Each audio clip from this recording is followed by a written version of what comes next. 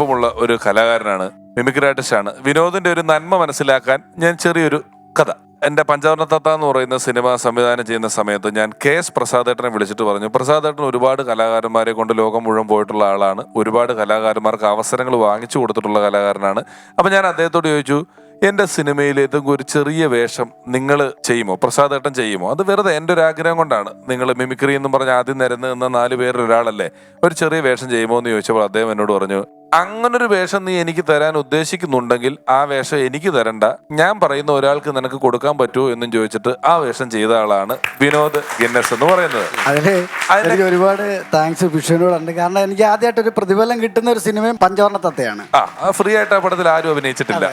അപ്പോ വിനോദിന്റെ പേര് പറയാൻ മാത്രമുള്ള നന്മയുള്ള ഒരാളാണ് വിനോദ്. വിനോദ് ഒരു കഠിനാധ്വാനിയാണ്. വിനോദിന് മിമിക്രി ഒരു തരി കുറയുന്നു എന്ന് തോന്നിയാൽ വിനോദ് വണ്ടി ഓടിക്കാൻ പോകും. വിനോദ് വണ്ടി ഓടിക്കുന്നതിന്റെ ഇടയിൽ നിന്ന് പ്രോഗ്രാമിന് വരും. ഇത് രണ്ടും അല്ലാത്ത സമയത്ത് സീരിയലുകളുടെ പ്രൊഡക്ഷൻ വർക്കിന് പോകും. അതായത് ചിലർ ഞാനൊരു കലാകാരനാണ് എന്നൊരു തീരുമാനമായി കഴിഞ്ഞാൽ പിന്നെ മറ്റൊരു പണിക്കും പോകാതിരിക്കുന്ന ഒരുപാട് പേരുണ്ട്. പക്ഷെ വിനോദ് അങ്ങനെയല്ല, നല്ല കഠിനാധ്വാനം ചെയ്യുന്ന ഒരു കലാകാരനാണ് വിനോദ്. ഹർഭജൻ സിംഗ് എന്ന് പറയുന്ന ക്രിക്കറ്റ് കളിക്കാരന്റെ രൂപഭാവങ്ങൾ ചെയ്യുന്ന കണ്ടിട്ടുണ്ട്. എവിടെയോ ഒരു നല്ല കുട്ടി ഇയാൾക്ക് വേണ്ടി കാത്തിരിപ്പുണ്ട്, അതാണ് ഈ താമസം. നല്ല നല്ല ആള് വരും. വിനോദ് ഒരു നല്ല ആളാട്ടോ. പിഷാരനെ പറയുമ്പോൾ നമ്മളത് വിശ്വസിക്കുന്നു. അത് കാരണം ഞാൻ പറയുന്നത് അടുത്ത് തന്നെ വരും. ജനാർദ്ദൻ ചേട്ടൻ പറഞ്ഞിട്ടുണ്ടെങ്കിൽ അതിന് കൺഫ്യൂഷൻ ഇല്ല വിനോദെ, അതിനൊരു തീരുമാനം വലിയ താമസം ഇല്ലാതെ അങ്ങ് ആവും കേട്ടോ. ഞങ്ങളൊക്കെ വരും. എന്നിട്ട് വിനോദ് എത്ര വർഷം ഗിന്നസില് പരിപാടി? ഗിന്നസിൽ 14 വർഷമായിട്ട്.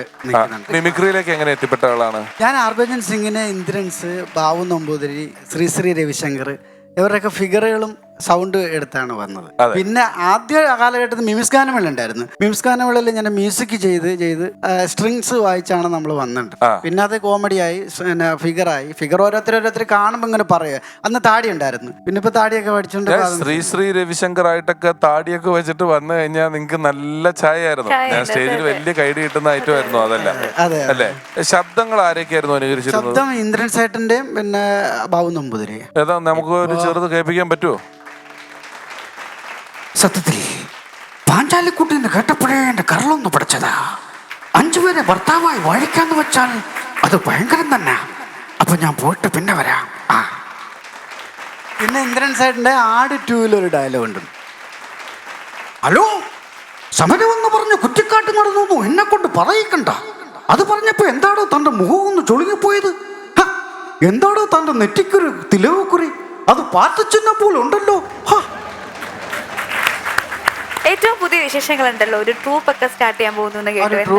ട്രൂപ്പ് എന്ന് പറയുന്നത് അത് നാടകവും അല്ല, ഗാനമേളയല്ല, നാടൻപാട്ടും അല്ല, പിന്നെ മ്യൂസിക്കൽ ബാൻഡും അല്ല. ഒരു വേറിട്ട ഒരു കലാരൂപം. അതെന്താ ഇതൊക്കെ ഞങ്ങൾക്ക് അറിയാവുള്ളൂ. അതിന്റെ പേര് ഞാൻ കൊടുത്തേക്കുന്ന ടപ്പാങ്കൂത്ത് എന്നാണ്. ടപ്പാങ്കൂത്ത് എന്ന് പറഞ്ഞാൽ 2.5 മണിക്കൂർ ആളുകളെ എൻജോയ്മെന്റ് ചെയ്യുക, മ്യൂസിക്കൽ കൊണ്ട് എൻജോയ്മെന്റ്. അതിനകത്ത് നാടൻപാട്ട്, സിനിമ ഗാനങ്ങൾ എല്ലാം കൂടെ ചേർത്തുകൊണ്ടുള്ള ഒരു പരിപാടിയാണ്. എല്ലാം കൂടെ കലക്കി, എല്ലാം കൂടെ. അതെന്ന് പറഞ്ഞാൽ ഒരു വെറൈറ്റി സംഭവമാണ്. അത് നമ്മളൊരു ഷാപ്പിൽ ചെന്നിരിക്കുമ്പോൾ നമുക്കൊരു പാട്ട് പാടണം. അപ്പൊ നമ്മൾ എന്താ ചെയ്യുന്നത്? അവിടുത്തെ ഇൻസ്ട്രുമെന്റ്സ് എന്ന് പറഞ്ഞാൽ ഡെസ്ക്, പിന്നെ പാത്രങ്ങൾ, ഇതൊക്കെ വെച്ചിട്ട് നമ്മുടെ താളത്തിലല്ലേ പാടുന്നത്. പാട്ട് കറക്റ്റ് ആയിരിക്കും, പക്ഷെ താളം നമ്മുടെ ആയിരിക്കും. പക്ഷെ അതുപോലെ സംഭവമാണിത്. താളം നമ്മുടെ, പാട്ട് കറക്റ്റായിട്ട് കയറിപ്പോവും. അങ്ങനെ ഒരു സാധനമാണ്. അതിപ്പോ റിഹേഴ്സൽ തുടങ്ങി. എന്റെ ഒരു ചെറിയ റീമിക്സ് പരിപാടിയാണത്. അപ്പൊ താളം നിങ്ങളുടെ, പാട്ട് വേറെ വഴിക്ക് പോകും. കള്ളും കപ്പയും കരിമീനും ഒക്കെ സ്റ്റേജിൽ കൊടുക്കുവോ? രണ്ടായാലും വിനോദമായി നിങ്ങൾ അനുകരിച്ച ശബ്ദങ്ങൾ, നിങ്ങളുടെ ഇപ്പം വീണ്ടും ഒരു ഡപ്പാങ്കൂത്ത് എന്ന് പറഞ്ഞ ഒരു ട്രൂപ്പ് തുടങ്ങുമ്പം പരമ്പരാഗതമായി നമ്മൾ ട്രൂപ്പിന്റെ പേരെന്ന് പറഞ്ഞാൽ ഓണാട്ടുകര ജംഗ്ഷൻ എന്നാണ്. ഞാനും സിയാദ് ഗിന്നസ് എന്ന് പറഞ്ഞിട്ട് ഞങ്ങൾ രണ്ടുപേരോടാണ് ചെയ്യുന്നത്. അപ്പൊ ആ ട്രൂപ്പിന് എല്ലാവിധ ഭാവങ്ങളും നേരുന്നു. അങ്ങനെ ഇരിക്കുമ്പോ ചില അമ്പല കമ്മിറ്റിക്കാരൊക്കെ ചോദിക്കും ആരെങ്കിലും ഒക്കെ ഗസ്റ്റ് ആയിട്ട് കൊണ്ടുവരാൻ പറ്റുമോന്ന്. അപ്പൊ ഒരു വിളിച്ചാ ഓടിയെത്തണം. ഗസ്റ്റിന് കയറി വരാവുന്ന, ആർക്കും വേണമല്ലോ, അടുത്ത ഓഡിയൻസിന് വരെ കയറാവുന്ന ഒരു പ്ലാറ്റ്ഫോമിന്റെ രീതിയിലാണ് ചെയ്യുന്നത്. Very good, all the best. വിനോദായിട്ട് നല്ലൊരു ഗായകനാണ്. നന്നായിട്ട് നല്ല ഗായകനൊന്നും അല്ല, നന്നായിട്ട് നാടൻ പാട്ട് പാടും. നാടൻ പാട്ട് ചെറുതായിട്ട് പാടും. നമുക്ക് വേണ്ടി ഒരു പാട്ട് പാടില്ലേ? പാടാം.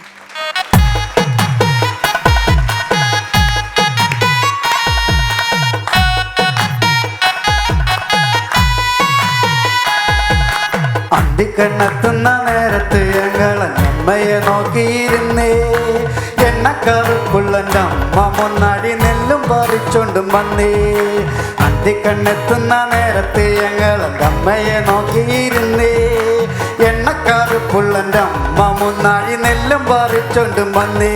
തകതാര തകതാര ദിത്തൈ താരാരാരോ, തകതാര താര താര ദിത്തൈ താരാരാരോ, തകതകതാര തകതാര ദിത്തൈ താരാരാരോ, തകതാര താര താര ദിത്തൈ താരാരാരോ. അന്തിക്കണ്ണെത്തുന്ന നേരത്തെ ഞങ്ങളെ അമ്മയെ നോക്കിയിരുന്നേ.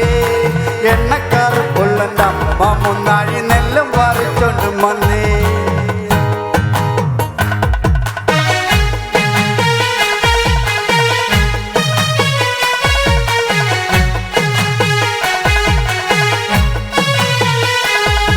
കലത്തിലെ വെള്ളം തിളപ്പിച്ച് എന്നമ്മ മുന്നാഴി വിട്ടെറിഞ്ഞേ.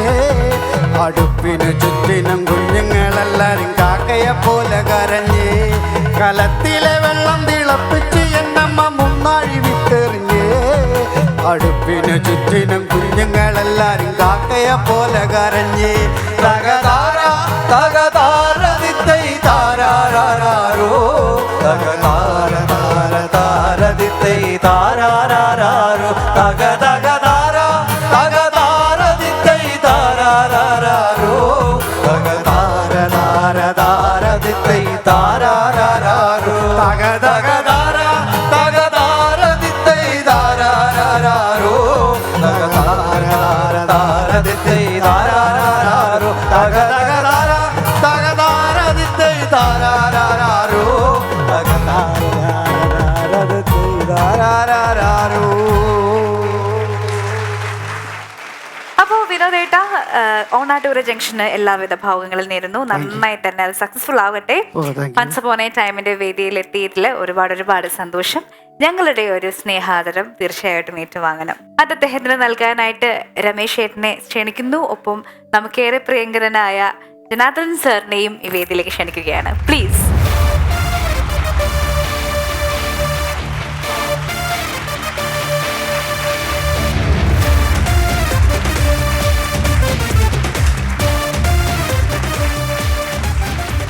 ശ്രീ വിനോദ് ഗിന്നസ് നല്ലൊരു വ്യക്തി, നല്ലൊരു കലാപ്രതിഭ.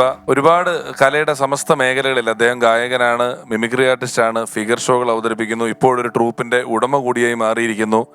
കലയും കലയേതര പ്രവർത്തനങ്ങളും എല്ലാം അവതരിപ്പിച്ചുകൊണ്ട് സ്വന്തമായൊരിടം തേടിയുണ്ടാക്കി അതിൽ സ്വസ്ഥമായി ജീവിക്കുന്ന ഒരു മികച്ച പ്രതിഭയാണ് വിനോദ് ഗിന്നസ്. അദ്ദേഹം സാന്നിധ്യം കൊണ്ട് ഇന്നത്തെ എപ്പിസോഡിനെ ധന്യമായിരിക്കുകയാണ്. അദ്ദേഹത്തിന് ഞങ്ങളുടെ വക ഒരു ചെറിയ ഉപഹാരം.